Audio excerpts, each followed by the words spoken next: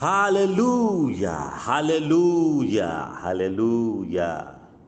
Arise and Shine Ministries. Njagala okwebaza Katonda ku lwammwe mwenna bannyinaze ne baganda bange.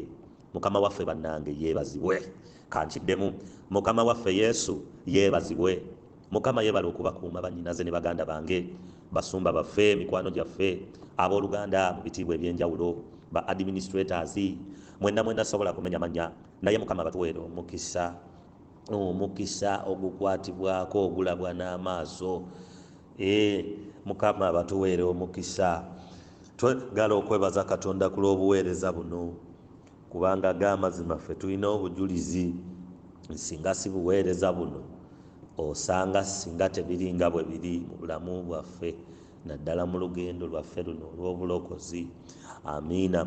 Naye Mukama tumwebaza kubanga wakisa, asigala Katonda ebiseera byonna. So nno njagala era okwebaza Katonda ku lw'omukisa ogumpeereddwa okugabana evening glory. Leero lunaku lwakuna, naku z'omwezi 2 ku timetable kwendi. Amiina. Tugenda kusoma omutwe gwa evening glory gugamba ky'osiga ky'okungula. Bino bigambo bya Bayibuli, n'olwekyo wegendeleze biki by'osiga. Haleluya. Tujja tandika ne Yokaana 3:16 olunyiriri ffenna lwe tutegeera, naye nga tetunnatandika tusabeko kitaffe omuyinza w'ebintu byonna weebale ku lw'akaseera kano ak'olweggulo evening glory. Gula amatu gaffe ag'omwoyo tuyige tutegeere ekyo kyonna ky'oyagala okusomesa n'okutuyigiriza, era oluvannyuma tuweebwe omukisa ffenna wamu, erinnya lyo ligulumizibwe. Amiina. Tusoma Yokaana 3:16. Bayibuli egamba nti kubanga Katonda bwe yayagala ensi, bw'ati n'okuwaayo n'awaayo Omwana we eyazaalibwa omu yekka, buli muntu yenna amukkiriza aleme okubula, naye abeere n'obulamu obutaggwaawo. Katonda bwe yalaba nti atwagala, luno lwe lunyiriri ffenna lwe tumanyi, era n'omuntu atasaba bw'omubuuza mpaayo olunyiriri lumu akugamba John 3:16, for God so loved the world that he gave his only begotten son. It is lwe lunyiriri buli omu lwamanyi. Amiina. Nti ne kitaffe Katonda bwe yatwagala kyamutwalira kuwaayo ekyo eky'omuwendo, kuba yamanya bano okubaagala obwagazi kiyinza obutamala, kyetaaga kusiga oluvannyuma ndyoke mbakunguleyo mu kufa ne mu kibi gye bali. Amiina.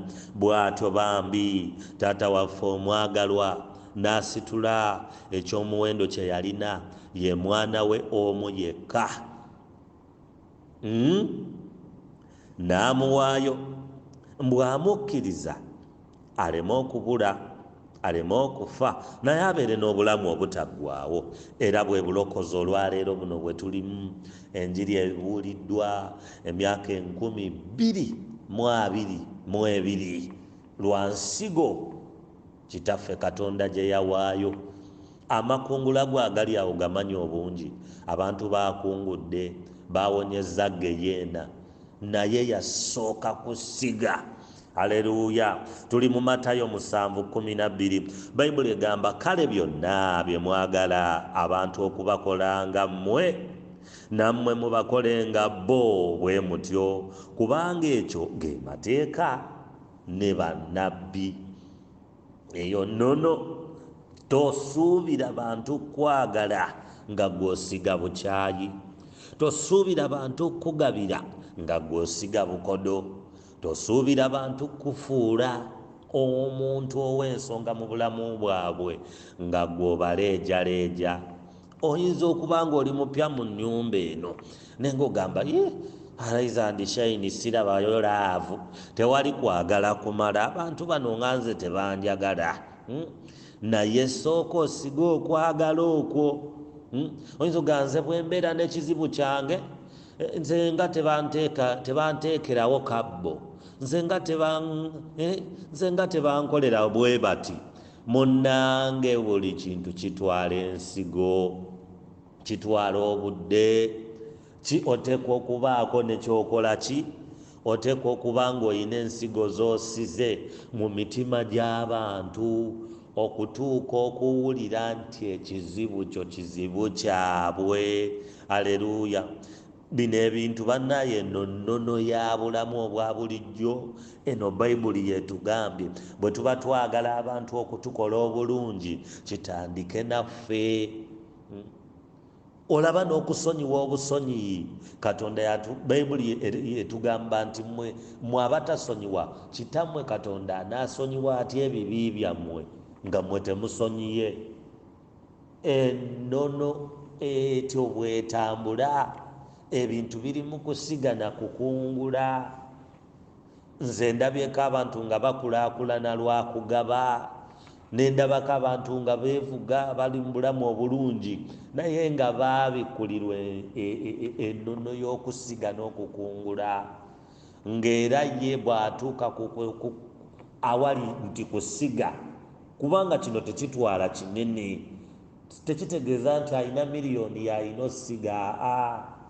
Osobola okusiga ennusu 1,000 mu muntu gw'olaba nti ddala alwetaaga era Mukama n'alusiima. Osobola okusiga okwagala mu muntu, osobola okwewaayo n'ogamba ono ye nja mulemerako paka nga ateredde mu kkubo lya Mukama. Gwe ne weewaayo ku lwoyo n'ogamba ono ye omwana muzadde nja kumuyambangako ku school fees ku musaala gwange emitwalo n'oginaabanga 2 oba 3 mugulire ebitabo ebisoma nga gwe zeeze ensigo z'osiga. Bannange Bayibuli etugambye tusome, tukyeyongerayo tukyasoma ennyiriri ngezaako okusabula tusobole okwanguwa. Aleluya. Tukyalimu, tuvuddeyo ku Matayo 7:12. Tukkiridde mu Abagalaatiya 6. Ndooza luno lwe lunyiriri olujja sembayo. Tusoma Abagalaatiya 6 paka ku 9. Bayibuli egamba nti temulimbibwanga, Katonda tasekererwa, kubanga omuntu kyonna ky'asiga era ky'alikungula. Omanyi abantu bagenda ne batulimba, olinatta n'akola ki? N'ayendekuza, kankuyite nakwendekuza. Bw'amala n'agande Mukama nga tompadde mwami. Mukama wandibanga toli feya nga nkusabye omwami, naye ng'entambula gy'atambula Katonda anoonya omwami gwamuwa agwa mu values ze ye nga Katonda. Ng'agamba nedda omwana wange ono nedda agira atereera. Gwe n'olowooza ebintu biruddewo lwakuba Katonda takuwulira, naye ng'ensigo ze wasiga tonnatuusa kukungula by'osaba kukungula. Bayibuli etugambye temulimbibwanga, Katonda tebamusekerera. Todda wali n'okola ekintu n'oseka n'okuba akakule. Ye Katonda alaba mu nzikiza, akebera emitima gy'abantu. Bayibuli egamba n'emitima gy'abakabaka giri mu ngalo ze. Alaba ebiri ebuziba n'ebikekweddwa mu mayumba, n'ebirowoozo byaffe ebitannayogerwa nnimi abiwulira. Era Bayibuli etugambye nti temulimbibwanga, Katonda tasekererwa, kubanga omuntu kyonna ky'asiga era ekyo kyennyini ky'alikungula. Muganda wange mwannyina ze tandika olwaleero, ejjiriri sigenda zimalayo, ojja kwesomera. Tandika olwaleero ogambe Mukama njagala kutandika leero, ntandika okusiga ensigo ennungi. Olumwana ono Josefu muganda wange yayimba n'agamba njagala kukungula birungi mu byensiga. Ekyo kye kindesa abakyala gye mpiteeyo abansiya ne bannyinaffe kye kibalesa abasajja b'obusente lwa nsonga y'amakungula. Aleluya. Waliwo ne paati endala gye yagamba ffe twayiga dda nti okuwangula kyansi ey'okweyonoonesa oba otaddewo omusingi gulugulu ogw'amakago ne Yusufu mu nju ya Potifaali. Kye yakola kweresa tamanya agamba kibuyaga asudde. Naye Yusufu naye ye yamanya nti bw'osiga okungula era nga bw'osiga embiro ze yadduka azaaliza mbwa.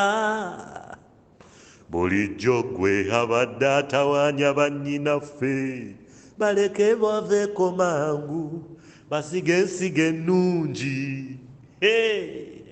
Kubiriza mmwe abaana b'obulenzi gomanyi walokoko obukweyisa ettumbi bwewalenga osiga ensigo z'onoosobola okukungula, osabe Mukama nga naawe okiwulira mu mutima, omugambe Mukama neresa ababooda, Mukama neresa obuvubukavubuka, n'entambula naawe. Njagala omwami gwe naaweereza naawe, gwe naatambula naawe. Mukama jjukira bwe neeresa biri. Njagala omukyala anaakuweereza nange. Mukama jjukira ensigo ze nasiga bwe nayamba obuweereza. Njagala Mukama otereze emirimu gyange nga naawe okiwulira nti mazima ogwanidde okungule.